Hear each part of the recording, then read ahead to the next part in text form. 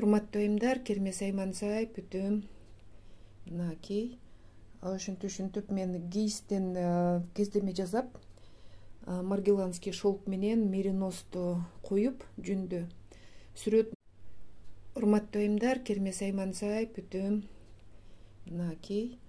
Ушинтип мен гейстен кездеме жазап, маргеланский шелк менен мериносду коюп жүндү сүрөтүн, мындай илбирстин сүрөтүн тартып, анан кийин кермеге керип туруп, мындай керме саймасын сайып, мынакей гүлдөрү, элдельвейстер, ушинтип оймо чийме салып, белдигин кошо бүтүрүп, мынакей кездеме өзү ушундай болуп калды. 2 метр 65 сантиметр болду да.